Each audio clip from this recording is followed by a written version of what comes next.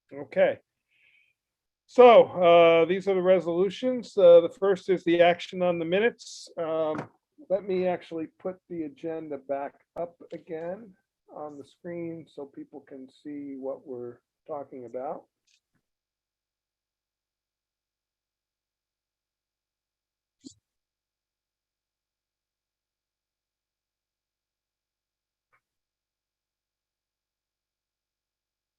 So the first agenda item is the action on the minutes.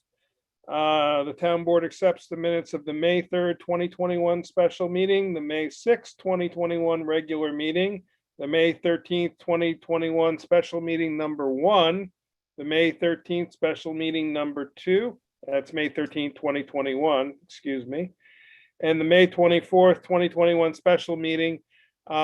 Christina did and Kate did an amazing job and actually got the public hearing minutes done. So we will add to it the minutes of the May 26, 2021 public hearing and the May 26, 2021 workshop meeting. So I'd ask for that motion to accept those. I'll make the motion to accept the minutes. Do I have a second? I'll second. And I will say I read through them all and did not see any corrections that need to be made. So thank you very much, ladies, both. Chrissy, roll call vote, please. Councilwoman Anowen, Aye. Councilwoman Hagan Depew, Aye. Councilman Hewitt, Aye. Councilman Paddock, Aye. Supervisor Baden. Aye. Next is a acceptance of donations. The town board accepts donations of $100 from Pam and Charles Stocking and $250 from the Rondout Valley Federation of Teachers and School-Related Professionals for the Summer Recreation Program. I also have to add a donation of $150 from Zorian Pinsky. Mr. Pinsky gave back his stipend from the planning board for the first quarter. So we'll amend the resolution to add that addition. Do I have that motion? I'll make that motion. Do I have a second? I'll second. Any discussion other than to say thank you, everybody? The Exactly. Federation is always very supportive, and that money goes toward the T-shirts that we provide for the kids. It's a really great help, and they do different colored T-shirts, and that's how they keep them separated in the various groups, is by the colored T-shirts, and it works so well. So roll call vote, please, Chrissy. Councilwoman Anowen, Aye. Councilwoman Hagan Depew, Aye. Councilman Hewitt, Aye. Councilman Paddock, Aye. Supervisor Baden. Aye. Next resolution, resolution to work additional hours. The town board authorizes Christina Ferrara to work an additional 5 hours per week to assist the assessor until June 30th, 2021, and to work as needed hours to take minutes for the planning board and zoning board of appeals in addition to her normal work hours as first deputy clerk, and will be compensated at the regular rate of pay. Do I have that motion? I'll make that motion. Do I have a second? I'll second. Just in discussion, since Christina's here, I'm going to embarrass her a little bit. She's filling in God. tonight for Kate because Kate is at a softball game, I believe, for her daughter. So thank you, Christina, for all you've done and for stepping up to do all this additional work while we've had some openings in our staff. It's greatly appreciated. All Thank this you. work. I'd ask for a roll call vote. Councilwoman Anowen, Yes, and thank you. thank you. Councilwoman Hagan Depew, Ditto, and yes. Councilman Hewitt, Aye. Councilman Paddock, Aye. And thank you. Supervisor Baden. You're welcome. Thank you, guys. And thank you from me too, Christina. Now that we've sufficiently embarrassed you. Yes, aye. you did. Thank you from me, even though I don't get a vote, Christina. Thanks, Mary Lou. Okay, next is the appointment of an employee. Have to get the right. I sent you the resume of the person.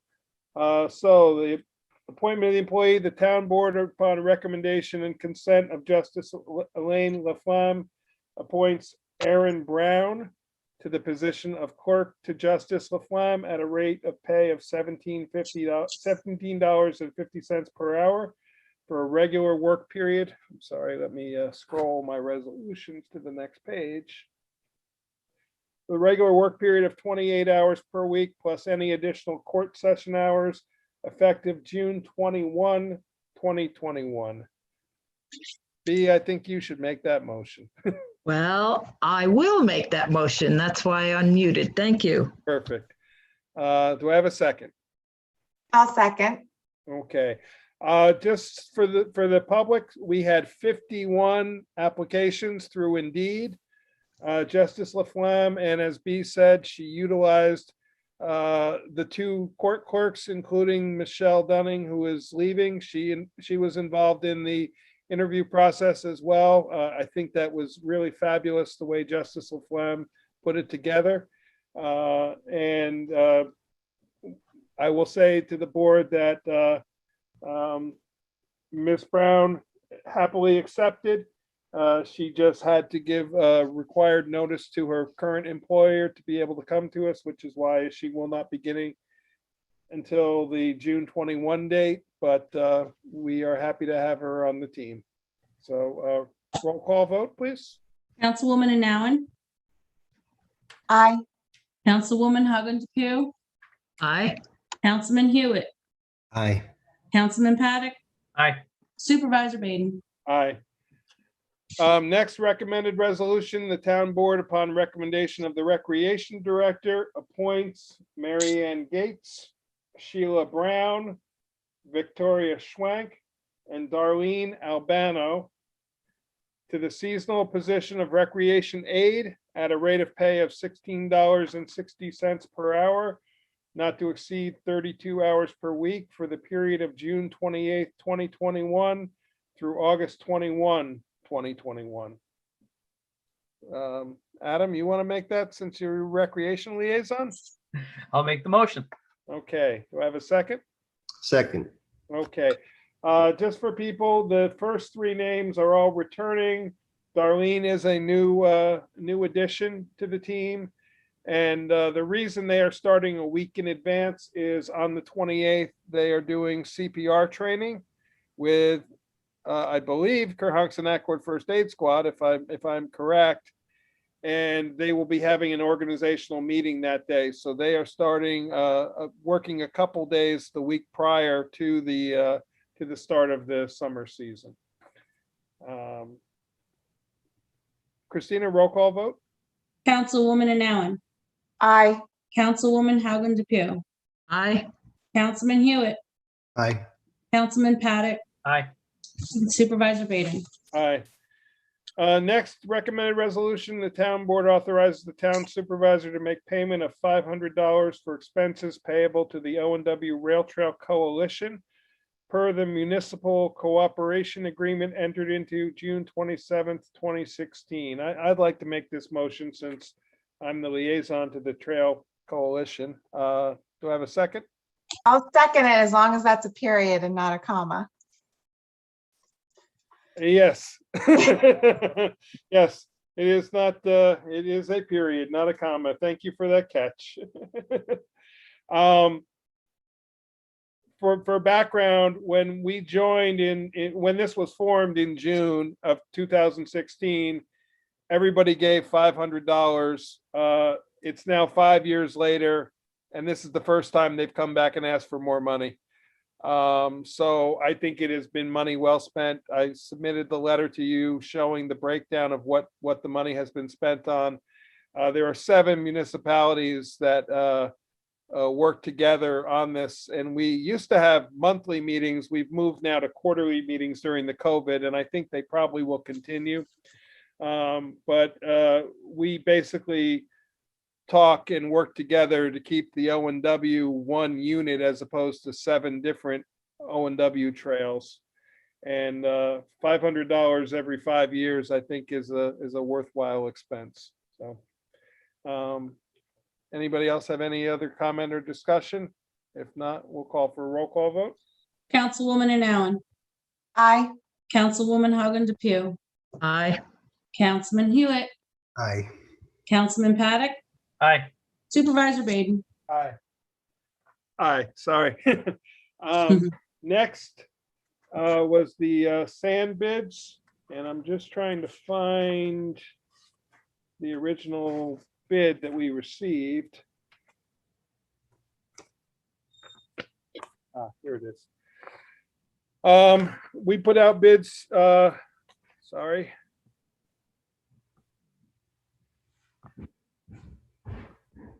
We put out bids for a sand bid. These are the specs. The results of the bid request were we received one bid at a price of $7.90 per ton from Frank Courtright Excavating Incorporated. That was the only bid received. I also requested to Jeff that he supply to us the county bid price equivalent for abrasive sand screened, and that is at $9.50 per ton to give you a comparable. So it is I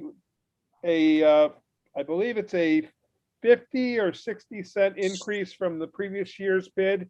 We did agree to make this a 2-year pricing, so this pricing will now be locked in until June 30th, 2023. It will take effect July 1, 2021. And so I would like to make a motion that the town board awards the bid for abrasive screen sand for winter road use to Frank Courtright Excavating Incorporated at a price of $7.90 per ton. I would like to second that and say that that's quite a difference from the county bid, and we are also a lot closer to Mr. Courtright's mine than we are to Kingston. Correct. I just for clarification, the county bid is Mombakas, so but it is still a significant price difference, and we thank Mr. Courtright. The quality of his sand, since we've started using him, I believe 2 other municipalities, I believe Olive and Marbletown, although I may be wrong on that, and maybe even Rosendale have been utilizing his sand. We're very, very, very happy with the quality of his sand and the spreadability of it. So We have the finest sand in the county. we do. That vein in that area, there's a reason all those Yeah. quarries exist there. And in that case, I have to say they're only a mile apart, so I take back my statement about mileage. Correct. Next, we have a ban. We have to do a vote. Roll call. Oh, thank you. Roll call vote, please. Councilwoman Anowen. Aye. Councilwoman Hogan DePew. Aye. Councilman Hewitt. Aye. Councilman Paddock. Aye. Supervisor Baden. Aye. Did you guys get a first and second and I just missed it? I made the motion, and I think B seconded it. I did. Okay, Yes. thank you. Yep. Next, and my apologies, I forgot to print out this resolution for the bond. And I'm going to put it up on the screen so everybody can see it. I believe I sent it to you. I just need to find where I stored it.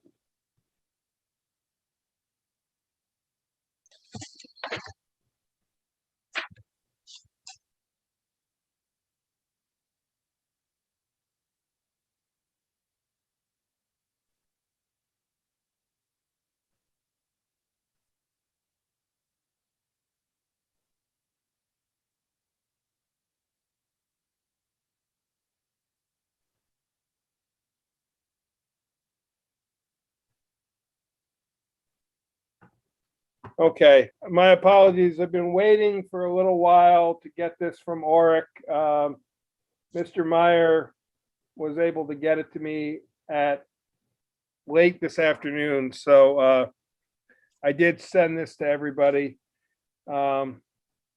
We will need to adopt this bond resolution, and then Christina, I'll discuss this with Kate tomorrow. She will need to do a publication of the legal notice of estoppel.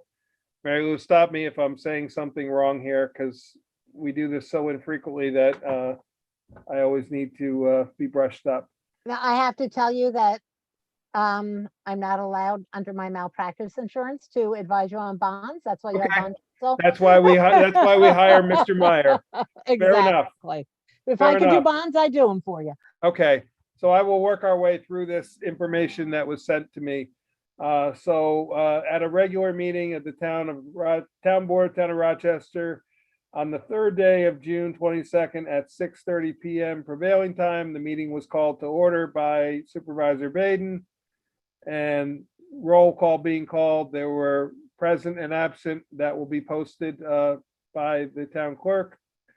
And then this is the resolution.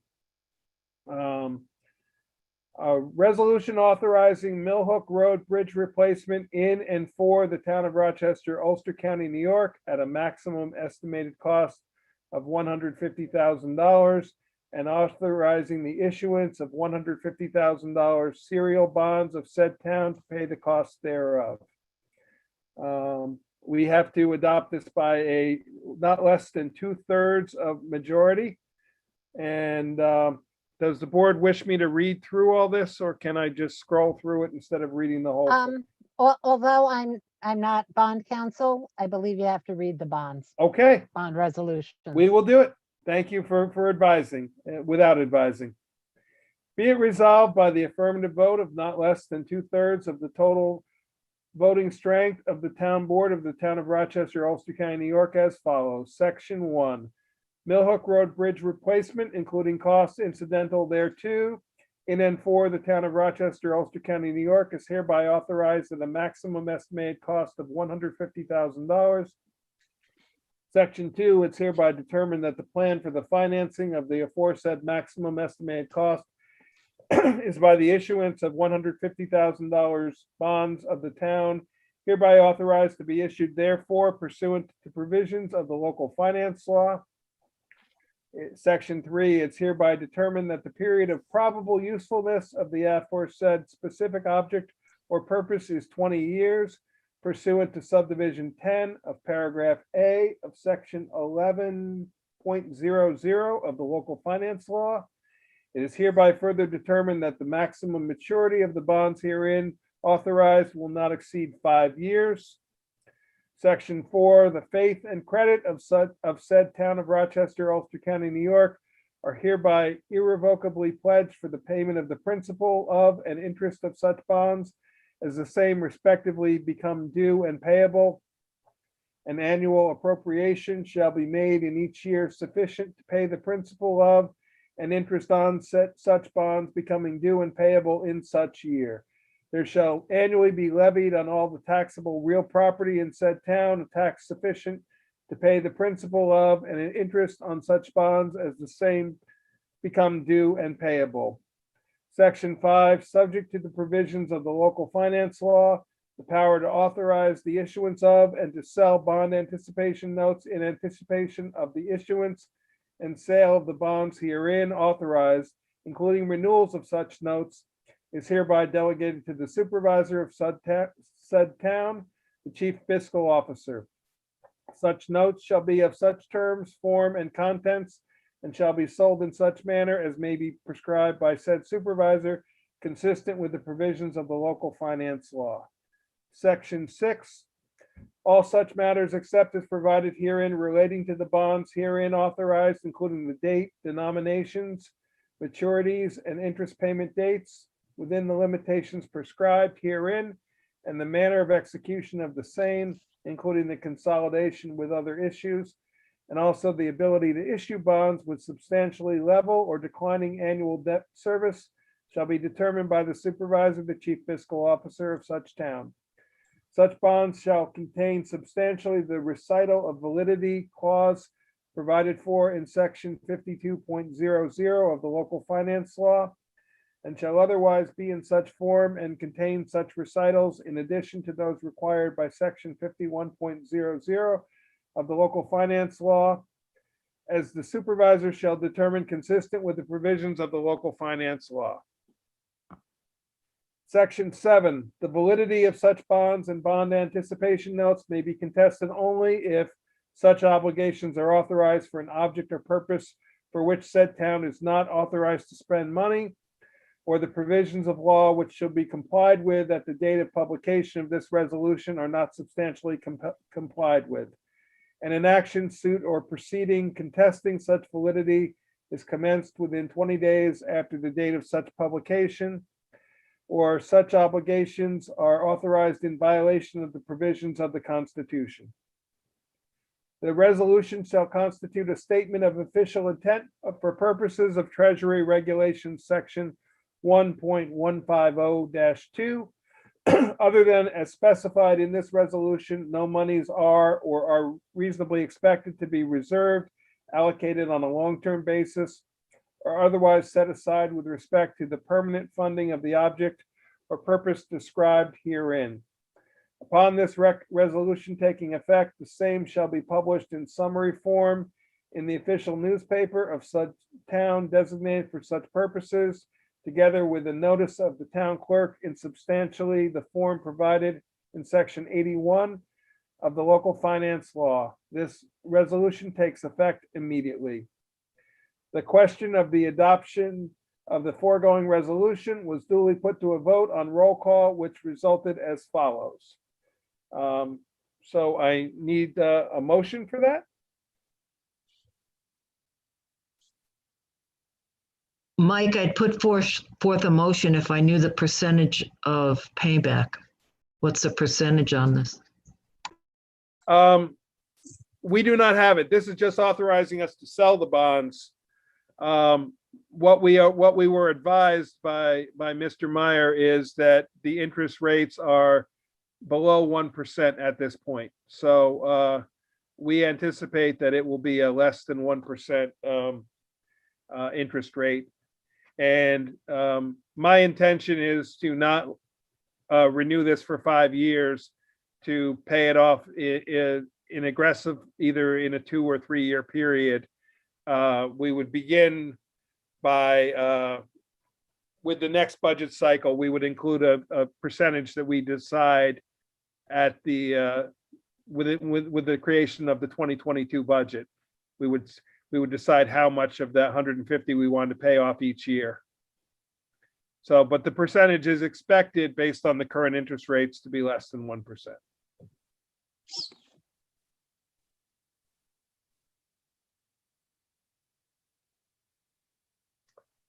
I'll go ahead and make that motion then. So do I have a second? I'll second. Okay. Is there any questions or discussion? Okay, so I'd ask then, Christina, please, a roll call vote. Councilwoman Anowen. Aye. Councilwoman Hogan DePew. Aye. Councilman Hewitt. Aye. Councilman Paddock. Aye. Supervisor Baden. Aye. Thank you very much. We will get this published and we will file the certification form. And I have reached out to a couple of banks that are offering very low rates for bonds, have been unable to make direct contact other than leaving messages, but I'm anticipating that Mr. Meyer's answer that we would be at less than 1% appears to be the case. So so then moving back to the agenda.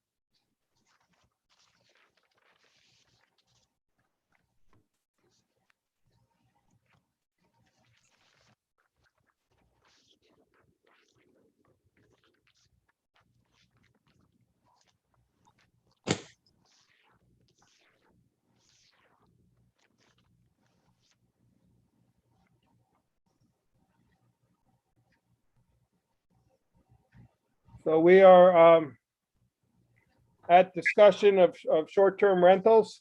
In the interest of time, we're at 8:37 already, 2 hours in the meeting. We do have an executive session to have.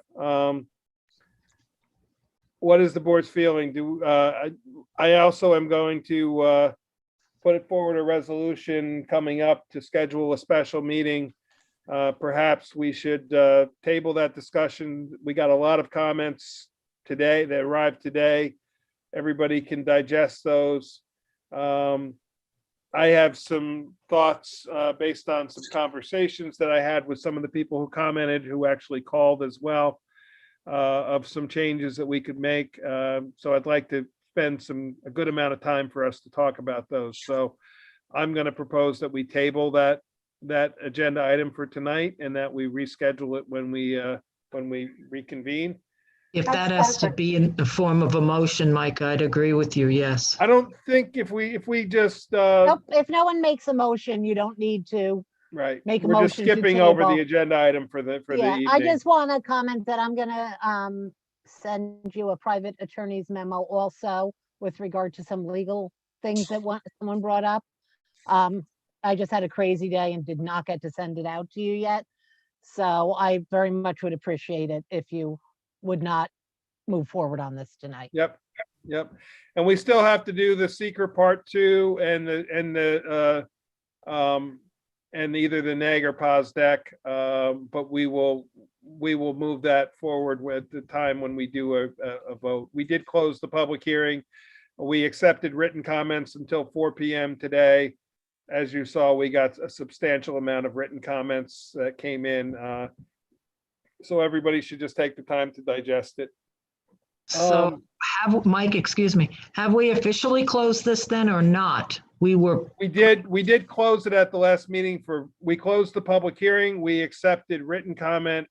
I remember Councilman Paddock made the motion. We accepted written comment until 4 p.m. today. So it was closed as of 4 p.m. today, B. Yeah. I mean, that doesn't stop anybody from submitting written comment to us at any time, just like it just But it won't be part of the record. But it's It won't not be part of the record of the public hearing. Right. It's just written comment that I share to you as correspondence. Right. But I agree with having a longer discussion at a public meeting because I think one of the things that I heard is even just the board being able to address some of the specific issues and kind of talk through some of them publicly so that the people watching can hear that. And so I would also say that now that we'll be discussing this further. Yep. It's not, the public hearing is closed, but the process isn't closed. Correct. Great point. I think when Adam closed the public comment last week, he made a great point. We hadn't heard anything really new, but in the last week, we started hearing some unique and new things that we've been reading every letter. So I really want to thank everyone for commenting. And I think we need a little more time to think. Right. Thank you. We spent a lot of time trying to make this right. And I think we owe it to everybody and to ourselves to work really hard to make this right and hear some of those comments. I think some good ideas came out of the letters. I also think that there's some misunderstandings of things that maybe some changed language in the code could correct. And Mary Lou will advise us how much change we can make before we have to reopen the public hearing or not. So that was going to be my question, Mike. If we make changes, how much change is too much and how much is required? I will defer to Mary Lou's opinion on that. If it's clarification, you don't require a new public hearing. You don't have to send it back to the Ulster County Planning Board. But if you make substantial changes that aren't just clarifications, then you're going to reopen your public hearing and send it back to the Ulster County Planning Board. Can I ask a question, Mary Lou? What if we kind of revert back closer to an earlier draft that did get a public hearing? Is that also considered a substantial change, or was that not be considered? No, because if that was already reviewed and we've received the comments on it, I'm going to put a little caveat. Let me see what you do. Of course. That was actually for my own knowledge. I was curious about that. Thanks. You're okay. welcome. The Marbletown First Aid Squad, I think Mary Lou has indicated she wants to speak to us in executive session regarding that contract before we take any votes. So we obviously respect our attorney's requests. So I'm going to move over that agenda item for now. For the public, I don't know if we will come out of executive session with an answer tonight or not. Because we're meeting on Zoom, we would probably need to close this, close the Zoom to the public for us to be able to meet in executive session. And then you could come back on. I'm not quite sure exactly how we would do that, or if we open, I guess we could open another Zoom meeting, but I don't know if I can open another one and keep this one still running. I'm not sure if that's possible. I can probably open another one, Mike, if you'd like. Okay, maybe we do that then, that if you can open a Zoom meeting for us to go in executive session, and then we can come back into the public meeting with answers. With all that being said, and since we're at the time we are, I'm gonna make a resolution that we set a special workshop meeting, and what I'd like to propose is for next Thursday.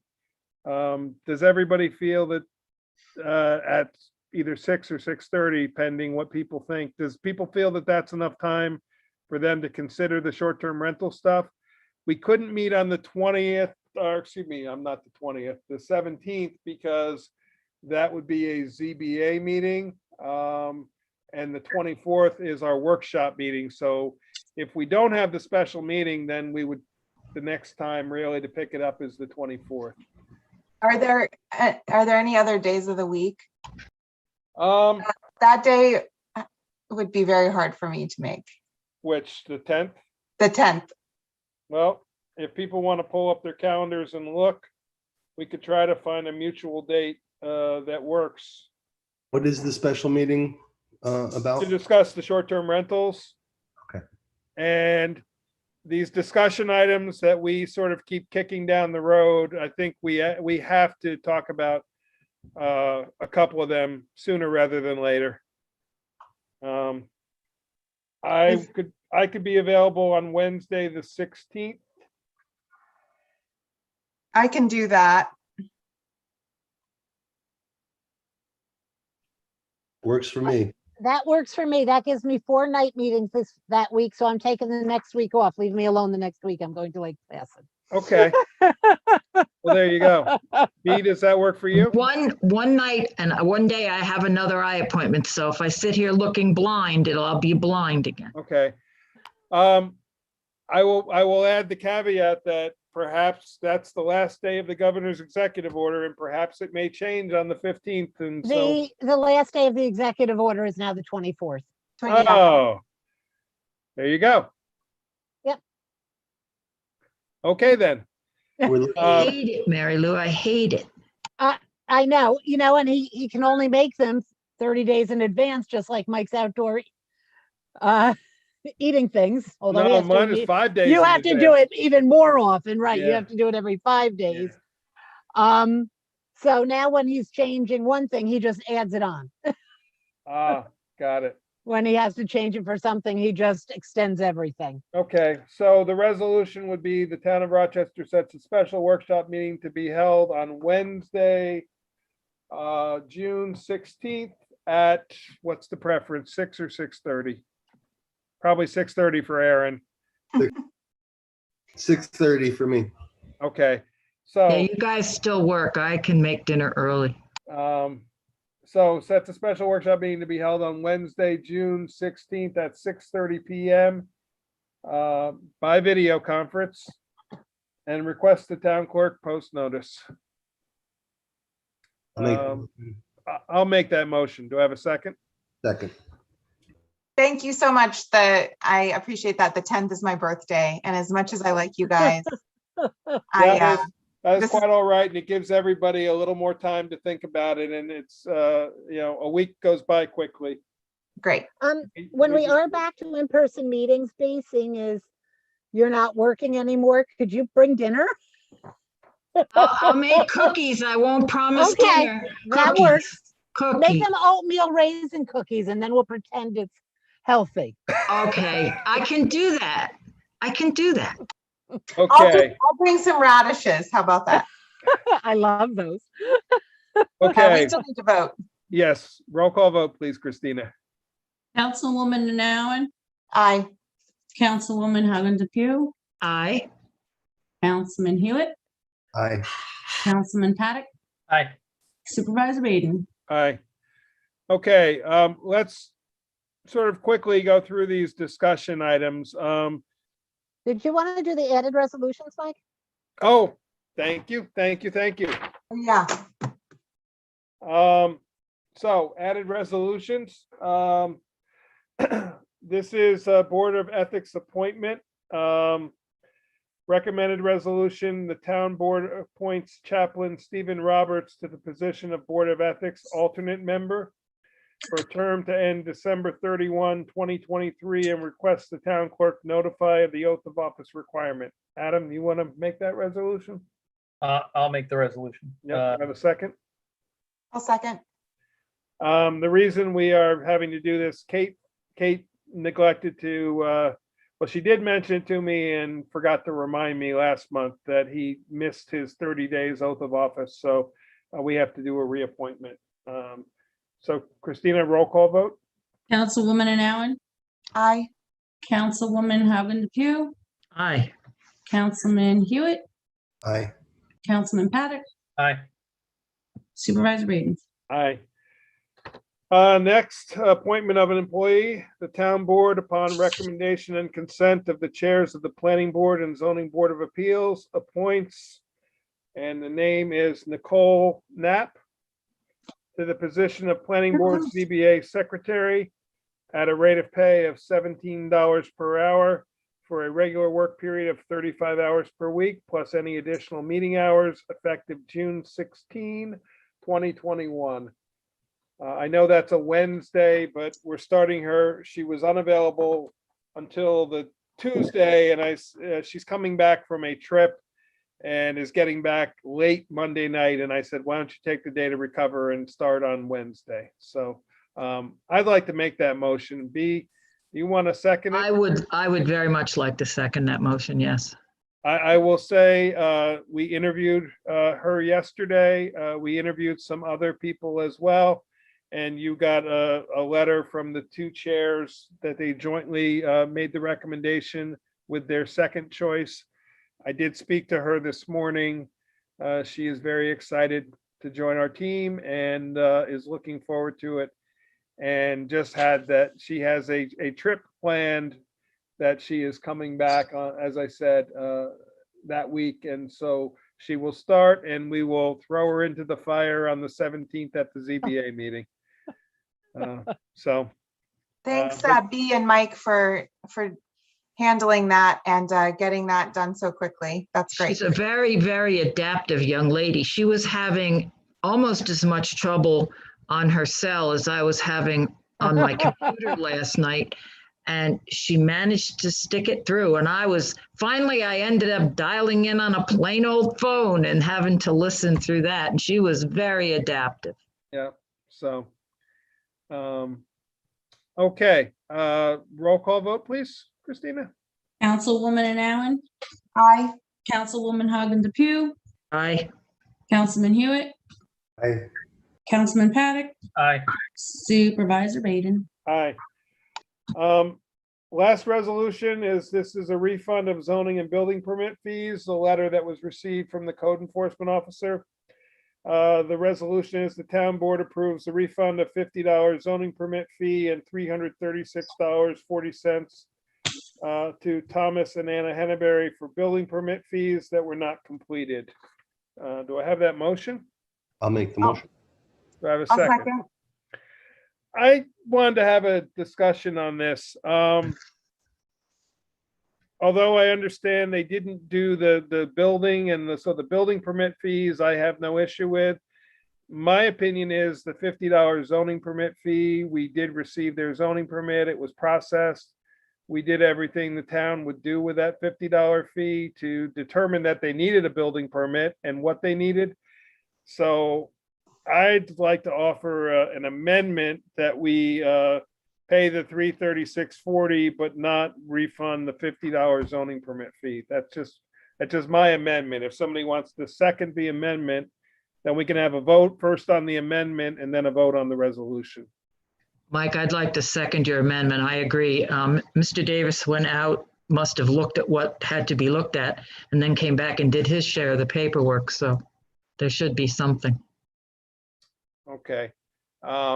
Any other discussion on the amendment? Okay, so with that being said, Christina, we do a roll call vote on the amendment, please. Councilwoman Anowen, Aye. Councilwoman Hogan DePew, Aye. Councilman Hewitt, Aye. Councilman Paddock, Aye. Supervisor Baden. Aye. Okay, so then a vote on the resolution, which is to refund $336.40 to Thomas and Anna Henneberry for building permit fees not completed. I'll make the motion. We actually, I don't think we need to do it again. We're just voting on it now because the amendment was. You're voting on the motion as amended. Right. Okay. So it's just a Okay. vote on the motion as amended. Christina, roll call vote? And Councilwoman Anowen, Aye. Councilwoman Hogan DePew, Aye. Councilman Hewitt, Aye. Councilman Paddock, Aye. Supervisor Baden. Aye. Okay, thank you for that. We'll get that check processed. Okay, now moving into the discussion items. The two that I think are the most urgent, actually, there's three. The Ulster County Public Works and Capital Projects Committee has sent us a request of projects that they would like the town to, or the town would like them to consider. There was a letter of requests that we fill out something and get it to them. I'm trying to find my notes of that request. Here it is.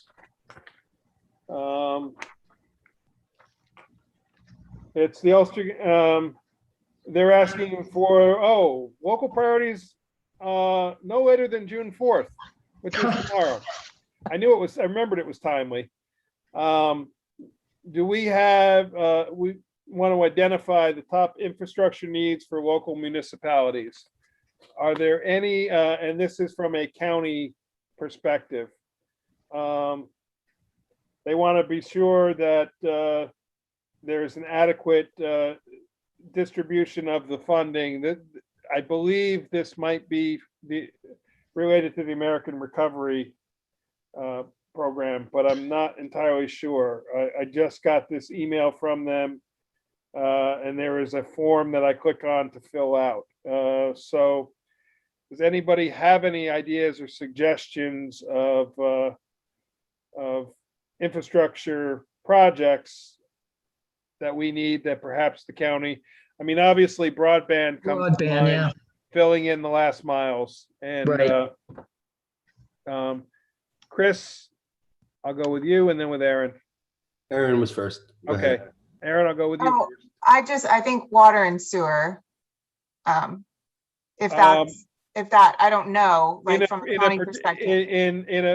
Are we looking, so pretty much water and sewer would be feasible in either Accord or Kerhonkson, Right. I think is where. So Kerhonkson obviously is probably more doable because potentially it's an extension of the existing Kerhonkson system that Warsing maintains, but some Rochester residents are customers of it. Potentially that neighborhood area back in Webster. area could certainly utilize it, and many people there have asked about it. Right. But I also think in terms of like the county perspective, the place that it would really have the biggest impact would be Accord, because Correct. that would really allow us to make it more dense. And anyway, that would be I think we get the option to give a few different. They did ask for our top 5, so Yeah. I will put both of those in, and I will put the broadband in. Chris, you have your hand raised? Definitely, I was going to recommend Accord Water and Sewer because we can't create a really good walkable downtown until we have that water and sewer. But also maybe a consolidation plan for the town hall and the town court, that to be somewhere with more transit access.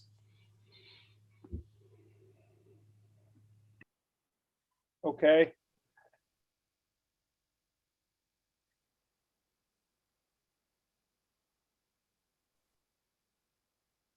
So that leaves us one more. There always is the closing the gap on the O&W Rail Trail that exists through between Lucas and Town Hall, essentially. That's one option. Does anybody have a different option that they would like to put out as sort of, I love all four that have been suggested so far. I'm open to other ideas for number 5. And that's all I'd say, Mike, is we had the building condition survey come back and, multiple zillions of dollars of, of our, town infrastructure, town of Rochester infrastructure need to be upgraded. So, while the community probably comes first, I certainly would make sure that makes the list. Sure, and I think the consolidation of the town buildings would maybe tie a lot of that together. So it would eliminate some of the needs that we have in the building condition survey if we no longer had those buildings to service. So okay. Like, I think that rail trail section is very important for our town. Is it an issue of money? Or is it an issue? Oh, absolutely. It's an issue of money. It's also an issue of right of way, but there are alternatives that have been investigated by the trail committee. And we actually have mapped out an alternative route to the original the rail line that would avoid the properties that we have issues with that are now private property. And the owners of them have indicated that they have no desire to sell or are willing to give easements over their property. Certainly the town and the county are not looking to do takings if the people don't want it. So the trail committee has been mapping alternatives that potentially would only go over 3 landowners' properties. And we could either potentially negotiate easements or even acquire. We tried to keep it to the borders of their properties. So potentially the property could be acquired a 50-foot stretch, much like most of the other rail trail is. It would involve a partnership with the county, though, of building trail along Lucas within their not even right of way, within their property, because Lucas is quite wide, the area that's owned by the county, because it's changed path and direction so many times that in some places the county owns 300 and 400 feet wide along Lucas. So they easily could do continue the trail to get to the private land, and then we would have to move from there. So, but all that involves time and money. Gotcha. And then my last thought was the Kerhonkson revitalization project that the county was talking about. That would be good to move on. Yeah, that's not a bad idea. That's the Brownfield phase 2. And for anybody listening, in this case, brownfield just means the source of the money, not that the properties are brownfields.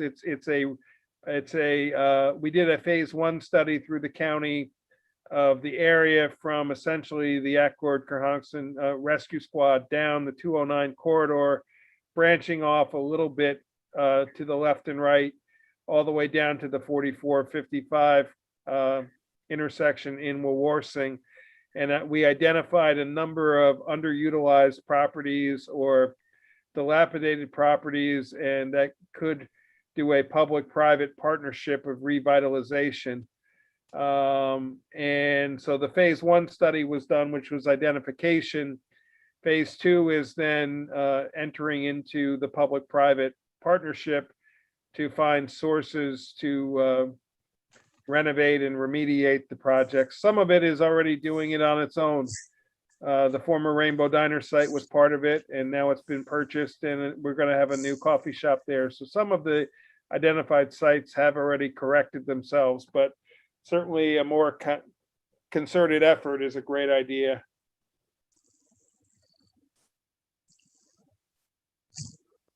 So I will fill this out tomorrow and get it to them. Thank you for that. Moving on to the assessor position, Mr. Dunham has created an ad that he would like to put in the state assessors bulletin, or I may be wrong on the terminology, but it is a very unique position that requires an awful lot of training and expertise and certification. You don't just get somebody from an Indeed ad for an assessor job. He has recommended, as you saw in your letter, that we move to our own assessor and allow Rosendale and Marbletown to hire one that they share themselves. Currently, he does half-time with us, and between the other two towns, does about another 60%. He actually works more than 40 hours a week between the three towns. I believe he's paid for 45 hours or 48 hours between the two towns. He does 4 hours a day at our town, 8 to 12 each day. His recommendation is that we go to our own sole assessor. In putting the ad out, he wanted to say a full-time assessor, and he said he would wait to put that out until we discussed it. We don't have to have an answer, yes or no, right now, one way or the other. I do plan to talk to the other two supervisors and get their guidance and opinions on this. But I just wanted a little feedback from the board. We could ask him just to remove the full-time out of the ad, but or we could say possible full-time, and he could leave it in there. Because my suspicion is a full-time assessor is going to be more easy to fill than a part-time assessor. But that's just my thoughts on it. So I'm open to whatever board members think. He just would like an answer one way or the other so he can get the ad out.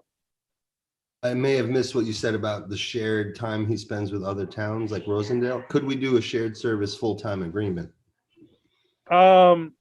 No, we would not be doing a shared service anymore. We would be hiring our own assessor, and they would be hiring an assessor that would share their two towns.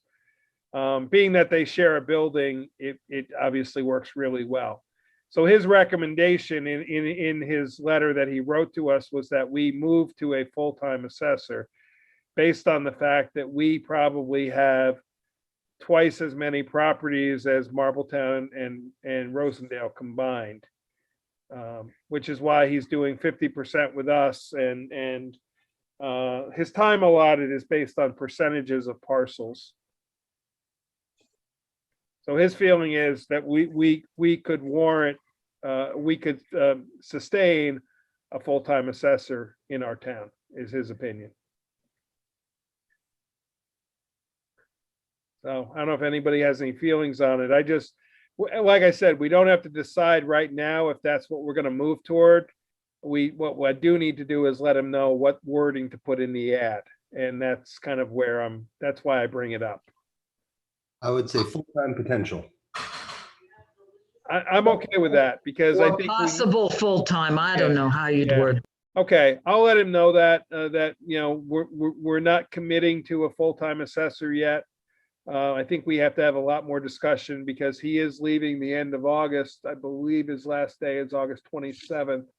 So if we were to move to a full-time, we would have to figure funding for 4 months of an assessor at full-time as compared to a part-time assessor. We also share the health insurance costs with our assessor with the other two towns, and it's done on a ratio basis based on the number of parcels.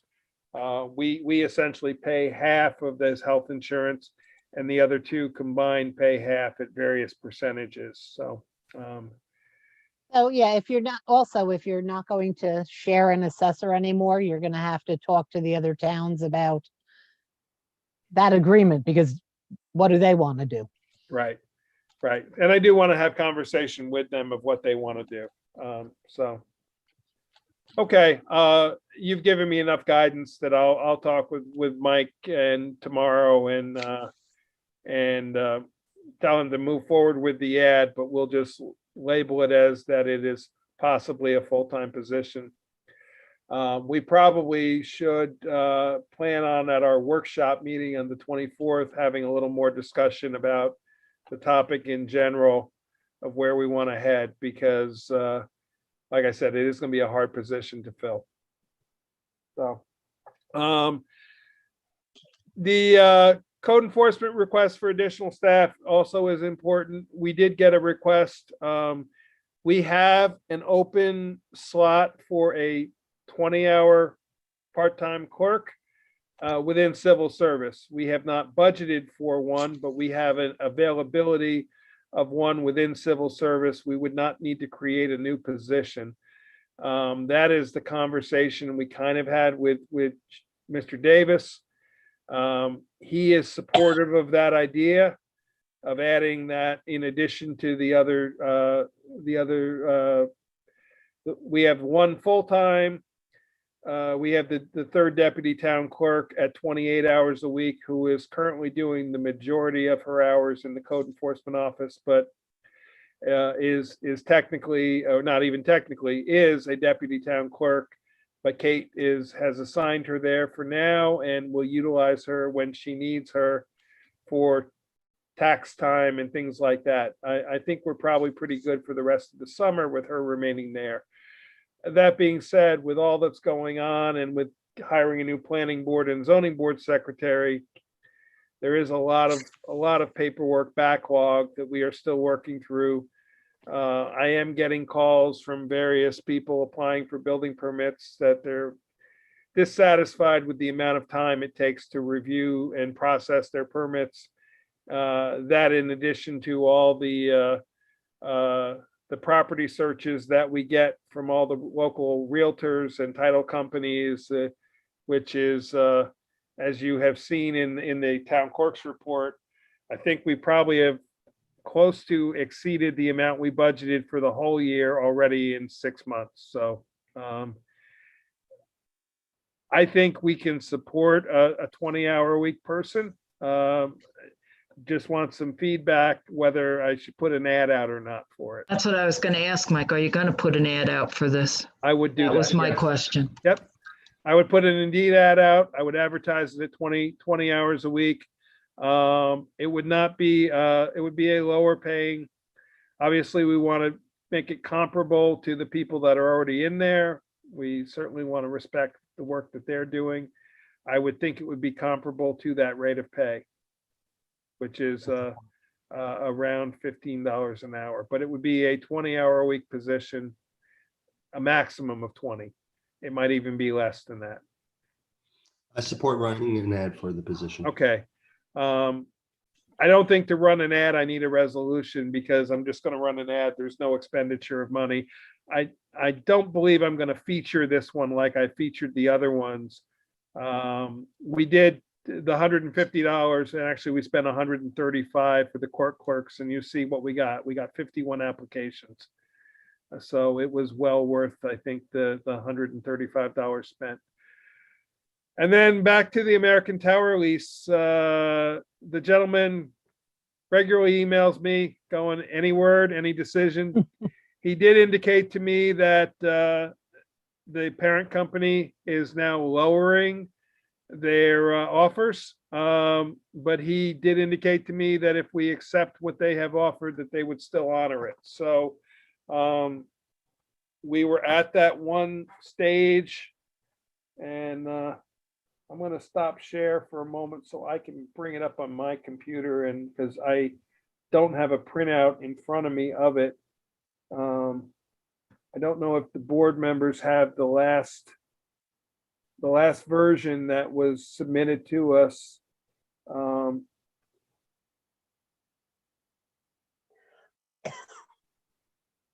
I certainly don't want to put numbers up on the screen, so, but I did email it to all of you today. We can talk in terms of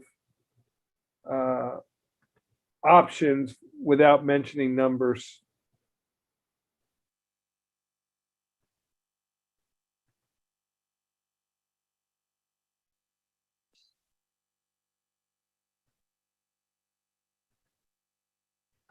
So the new proposal is the one that he sent to us February 16th, 2021. It's the one titled American Tower New Proposal. American Tower is the company that we have the lease with. We are not selling our lease. We are continuing. They are offering, one option is a lease extension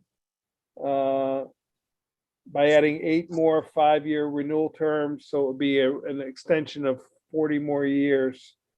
And they are offering a signing bonus for that purpose. And they are offering that per tower. And then they are also offering a lump sum payment, which would essentially end our lease, and we would get that lump sum payment, but we would never receive any more money again from them. And we currently get a sizable amount. I believe it's approximately 200,000 a year that we're getting, a little bit over 200. It's about 110,000, 120,000 a year per tower. And then they also offer 120 monthly payments so we would get 10 years installment payments, and you see the number that they're offering at that.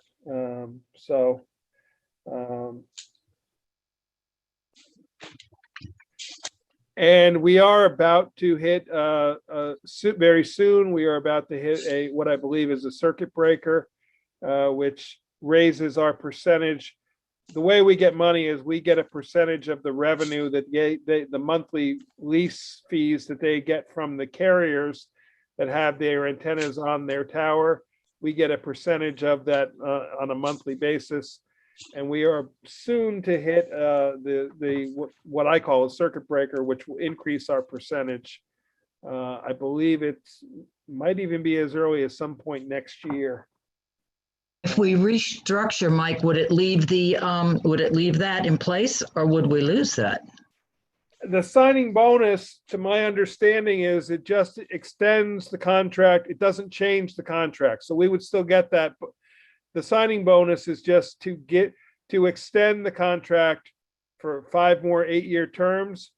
We would never get another bonus after that, I don't think, because I would have to go back and read the terms of the contract. I believe it was certain dates, certain number of years into the contract. And I'm looking at my notes here. Actually, it's this year in September that I believe our rental increases in percentage. I have a thought, Mike. Yep. It's like I said, the offer is sounding better every time he makes better new offers. And I like the 5 8-year terms because that's 40 years. Towers may be obsolete by then. Right. Well, the current lease expires, I just looked it up, June 1st, 2037. So, I mean, we're talking 16 years down the road before the lease is over. So if we add another 40 years, we essentially are negotiating from the year 2037 to the year 2077. I know it's a long ways away. I know I will not still be sitting in this seat. I'm guessing probably none of you will either in 2037. Although, Aaron, you might stand a chance. I am turning 39 next week, you guys. I know that. I remember. But Is 16 that for years real? down the road, Or you're is still she younger playing than me Benny? now. So, with that being said, they are offering to give us a lump sum payment to increase that, to extend the lease, that time frame. I don't believe it changes the terms of the lease. It's just a lump sum payment to add on another 5 8-year periods, or is it 8 5-year periods? I don't. You said 5 8 early. Is that what 5, I 8. said originally? Let me open that up. Yes, the current base rent and increases remain intact. It would be 8 more 5-year renewal terms. So essentially, the end of life of the lease would become 2077. As Chris said, who knows if cell towers even will be existing. I will say the original offer that they made to us 2 years ago, the signing bonus was a little higher than they're offering now. And I think that's a result of they may be thinking that towers aren't going to be around anymore at that point. To me, it's money. It's almost a no-brainer. Yep. Which one, Mike? The lump sum? The lump sum. Yeah, I think no, not the lump sum, but the signing bonus. Oh, Excuse the me. signing bonus. Signing Okay. bonus, The lump yes. sum I was would, like, okay, that's why I was Yeah. asking. yeah, the lump sum would end our lease, and they would essentially buy us out of our lease. And that amount to me is not enough money to buy us out of our lease. That amount of money that they're offering doesn't even carry us to the end of 2037, let alone future. So to me, that's not an option. The 10 monthly installments is essentially the same thing. It's a buyout of the lease as well. The benefits of it are more for somebody who's paying capital gains tax if it was a private cell tower. Being that we're a municipality and we're not a taxable entity, the benefits of the installment period don't really change. We would get a little bit more money than we get for the lump sum payment, but I don't think it really does anything. The one benefit of the lump sum payment is it's with that dollar amount, and remember that's per tower. It is a very lucrative amount of money that is just placed in our hands. And as we said, we have an awful lot of infrastructure that we're talking about repairing, and instead of bonding or leasing or going out to bond, we could take that money, but we would be losing $200,000 a year in revenue every year moving forward that we would have to make back up in taxes. So that's why I'm inclined to keep getting our rental and just take their signing bonus and say thank you and move it forward. I have the same inclination. So, okay. Mary Lou, tell me what I need to do for a resolution. Can we just do a resolution to accept that? And to then negotiate the contract with them subject to attorney approval? Why don't we do that on the 16th, and let's try and get it negotiated beforehand. Okay. Should I do a motion to offer agreement to it and to negotiate a settlement?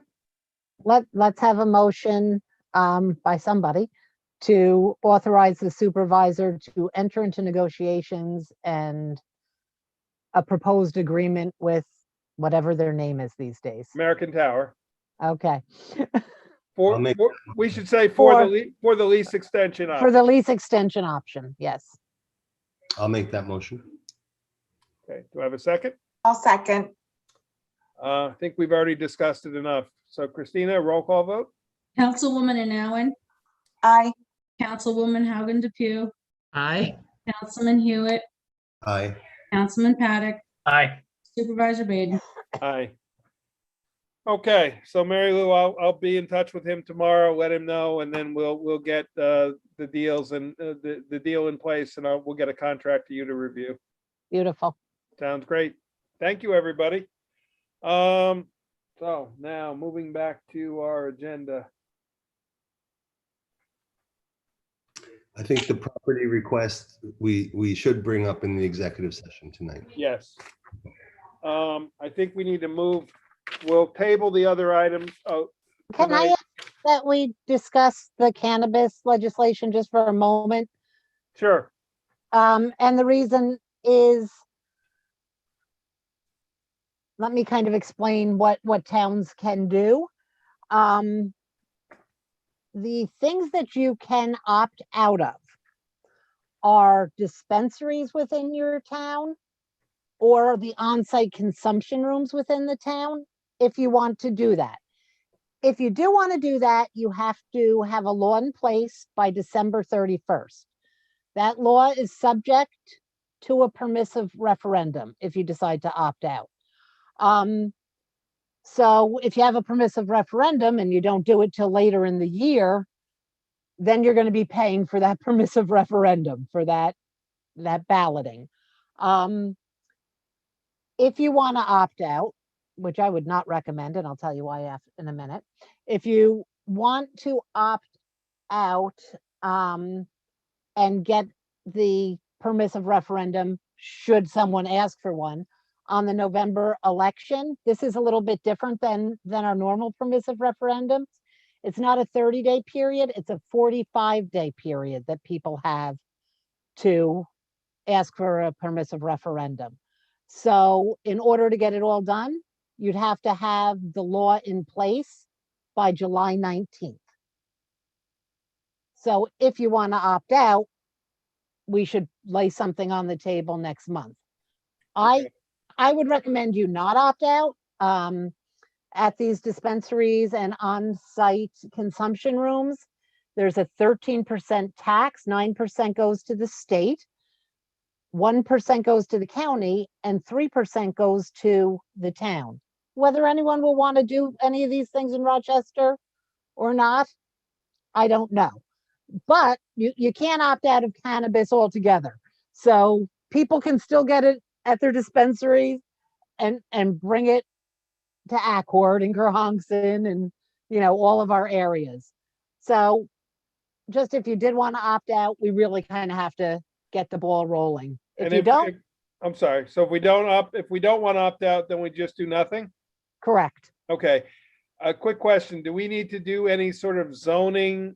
I know that in the state rule, there are distances from schools, churches, things like that. Yeah. Do we It have, looks, sorry, go ahead. okay, we can't zone it out. You can't zone out these things, but it looks like right now, the guidance is that you can increase those zones if you want to. Let me get my notes here. I've been to like 4 conferences on this. Everybody in my family's always like, well, are you doing cannabis conferencing again? So you can do some zoning, but you have to make sure that you don't zone so far that you're kind of outlawing it. Correct. All right. So you can't do the old trick that everybody does with adult uses. Right. Right. And find that one little spot in town. Right. But we can treat it like we do other uses where there's like different setbacks where- and stuff. Yes. Yes. Yep. As long as you have, a good reason for it. Yeah. It's my same old theory. You can't be arbitrary and capricious. And right. And it can be subject to site plan or anything like that, or not? I think it can. Okay. I think it can. Okay. Yes. But all that wouldn't have to be done by, Right. The zoning, we can do it anytime. We just the follow only the thing we regular. have to deal with right now is whether we choose to opt out or opt in. Right.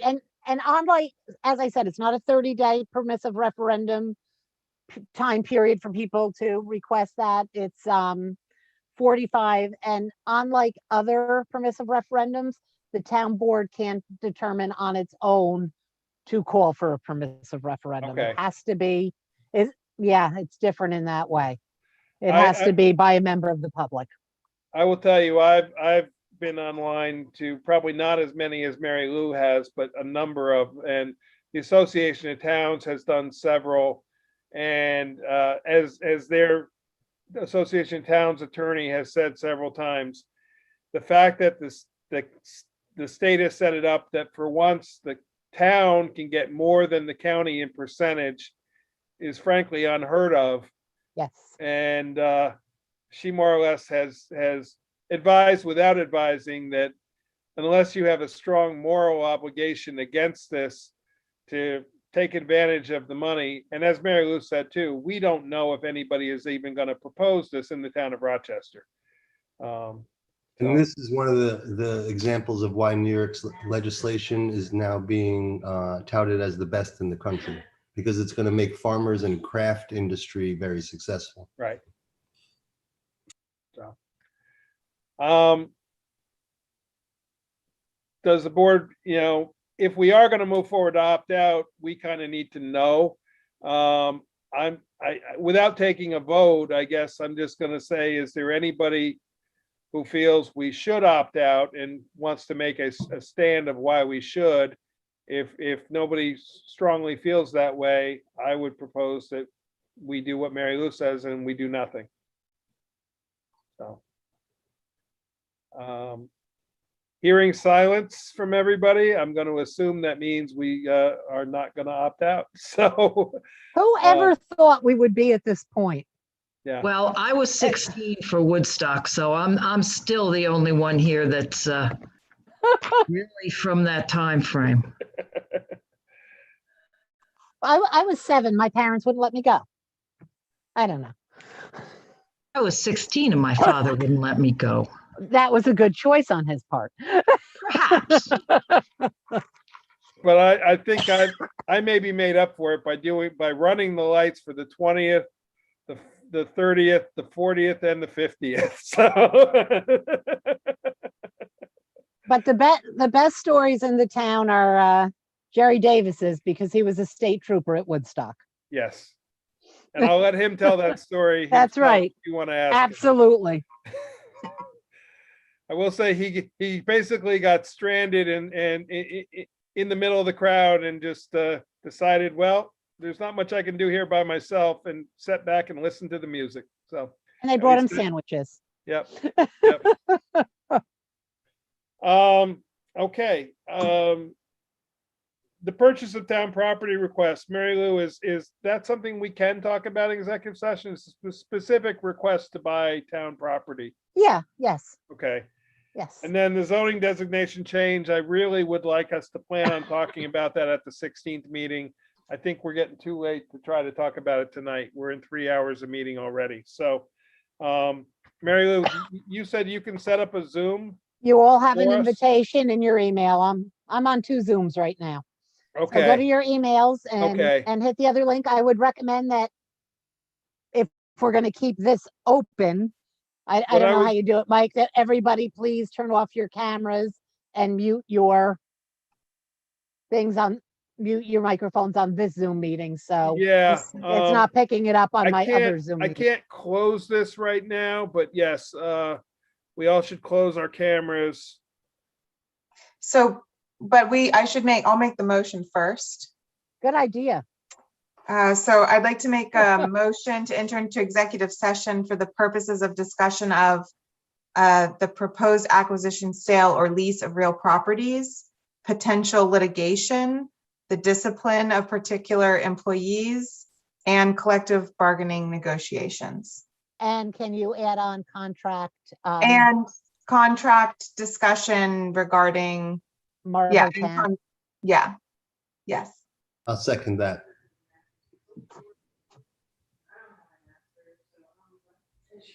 Now what? Mary Okay. Lou? I had to make the motion, Mike. Yeah, I know. I just had a quick question for Mary Lou. I don't know if she's still here. I am. Okay, so the collective bargaining negotiations involves Jeff, so he just called me. Can you send him the link as well? And we'll do that first thing and then he can drop off? Yeah, let me, Okay, I can do that. And then Who do we might have have to do a his- roll call? so I would do a Aaron, roll call vote You just made to the make it motion. clear. I apologize. Was there a second? Yes, I did. Chris.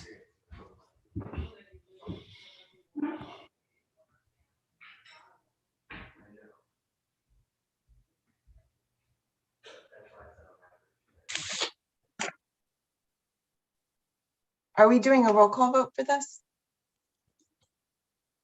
Yeah, Christina I think so. Councilwoman Anowen, Aye. Councilwoman Howland Depew, Aye. Councilman Hewitt, Aye. Councilman Paddock, Aye. Supervisor Baden, Hang on one second. I got to turn my video back on before I vote. Aye.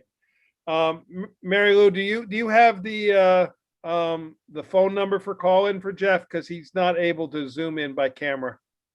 It will be on your, On the invite. it will be Okay. on your invite, Mike. Okay. I don't want to put it out over the airwaves. No, as it were. understood, but you're sending him the link to the I invite? sent him the link. Okay. I already did. Mary Lou sent you the link, so the number should be in there. Mary Lou, Okay. it's telling me I have to leave one meeting and join another. Am I going to drop that meeting? You know, I don't know. I have it on two separate laptops. Ha, I only have one. Yeah. But I would think you could probably go off this meeting, B, and then you can go back onto this meeting. Yeah, afterwards. yeah, you guys can go off this meeting and then log back on it. I can't, so I'm gonna have to leave it open, but I have my other laptop that I can join. So any of you that need to drop off, feel free to drop off, go on the other meeting. Apologies for this, but I know And there's then a we'll lot come of back. people waiting for answers, so we'll do it that way.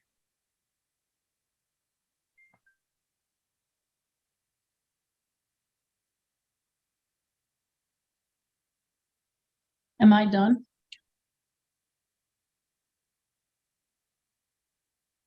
Christina, yeah, if we make a resolution coming out of the meeting, I'll take notes on it.